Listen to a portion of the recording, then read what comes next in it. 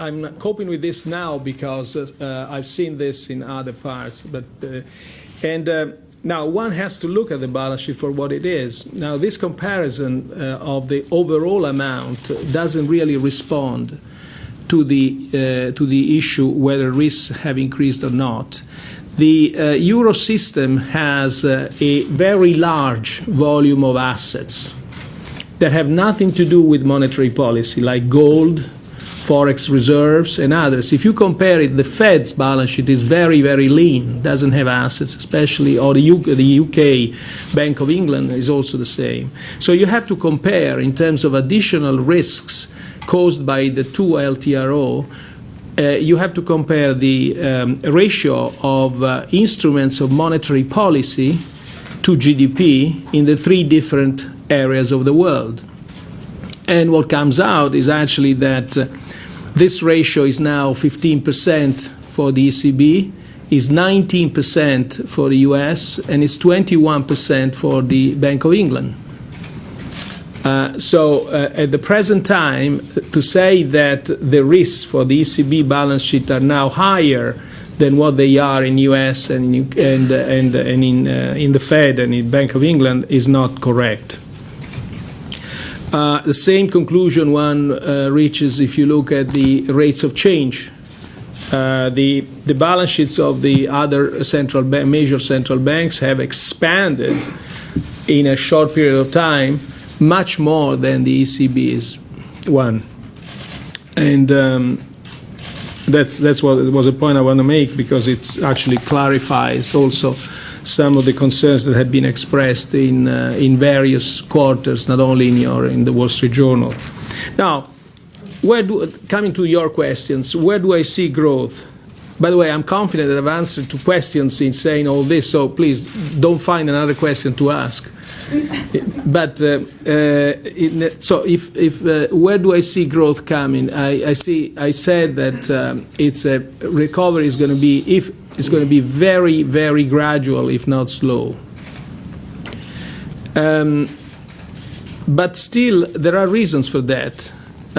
Foreign demand, the very low level of short-term and medium-term interest rates, the extraordinary improvement in the risk environment, that if it is to stay, it's probably going to be the major factor that we can count on. And also the structural reforms. We always assume that structural reforms yield their outcome on growth in the long term.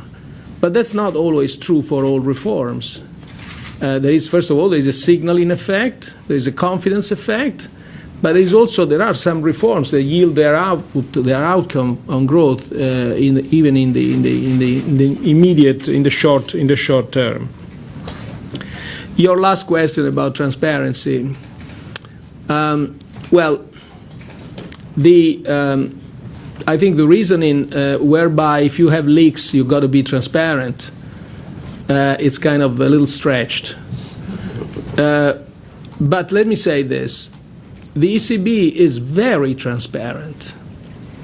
We have press conferences, as you can see, very often. We have hearings in Parliament.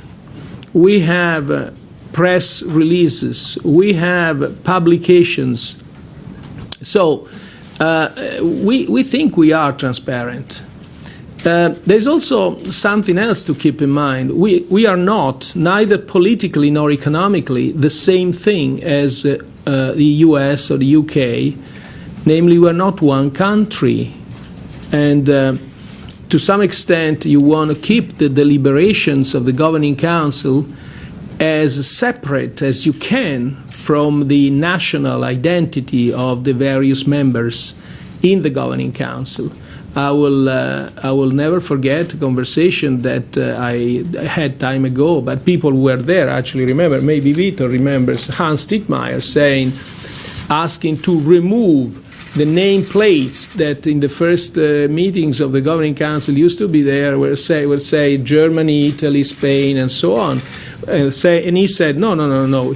We are here in our personal competence. We are not here representing our countries. So this common intent, this common action for the stability of the euro is, I think, well protected now. But we'll certainly think about that. It's an ongoing subject of discussion. Thank you. Okay, your neighbor, Stefan. Stefan Balling from Börsenzeitung. Two questions. One regarding the criticism came from Brazil, from the Brazil president, about the monetary policy in USA and, of course, in the Eurozone, that might have negative impacts on Brazil and other developing countries. I think the word was a monetary tsunami and a currency war. Do you have any moral scruples to impose monetary policy measures that have negative spillover effects in other countries, especially poorer countries? And the second question, you said that nobody in the ECB Council is isolated. My impression is that in the Bundesbank this is seen a little bit different. And so obviously you even don't agree on the matter, on the question if you agree. So isn't it time to think if the whole thing, currency union without a political union, is working when the central bank of the biggest country is so opposed to the ECB? Thank you. Thank you. On the first point, I think we are doing the right thing with our monetary policy. This is an ongoing, originally this argument started between some emerging market countries and the United States. Now it's somehow expanding it to Europe. But the reason why this argument is raised is the fears that the exchange rate could actually be affected by these monetary policies. Now, I can speak for the ECB, certainly. I don't want to speak for the US Fed.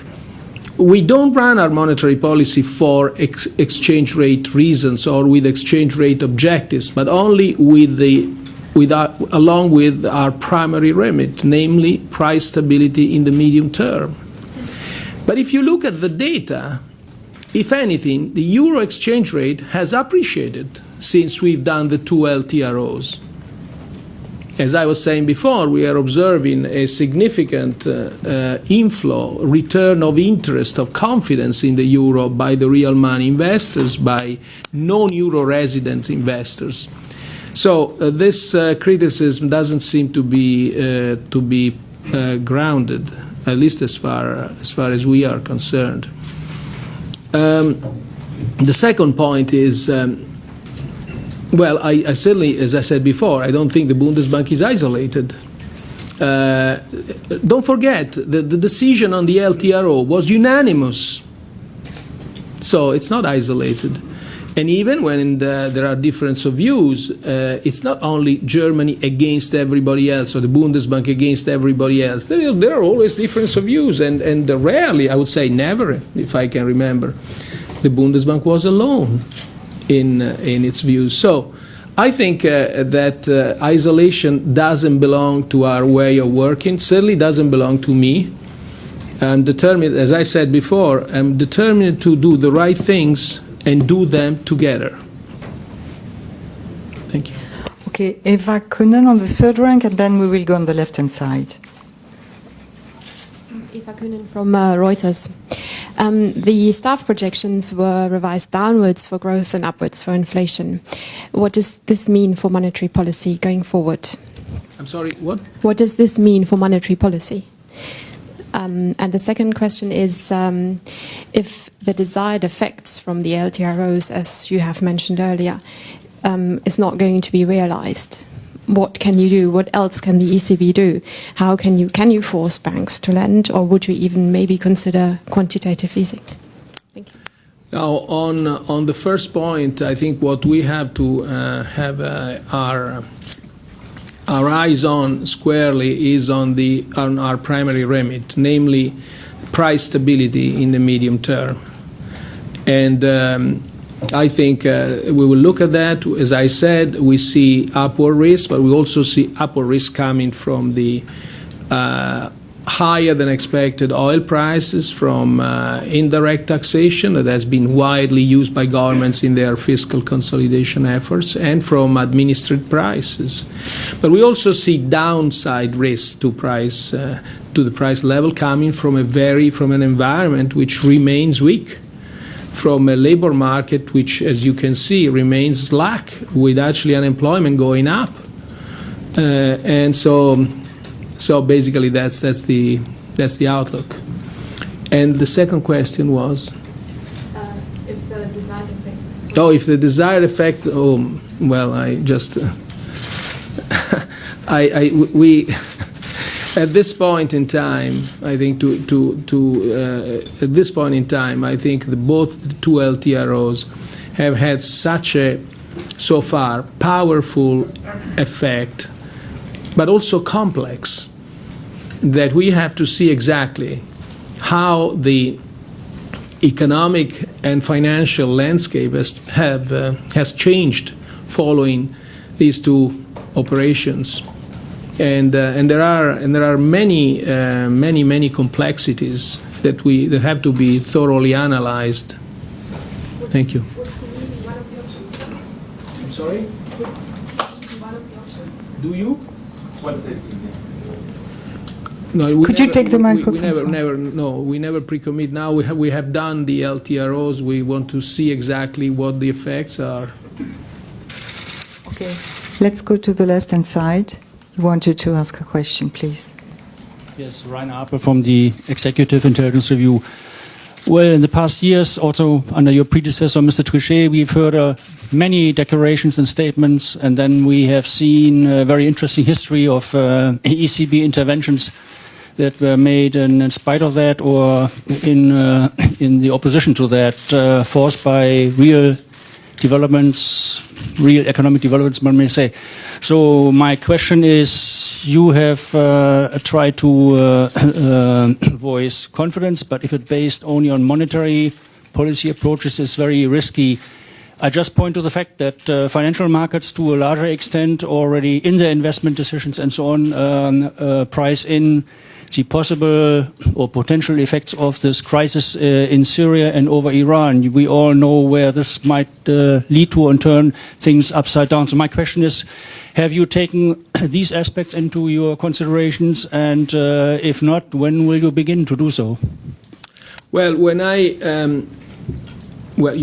you never know how much the global environment can change following developments as dramatic as the ones you are mentioning. You'll never know it completely.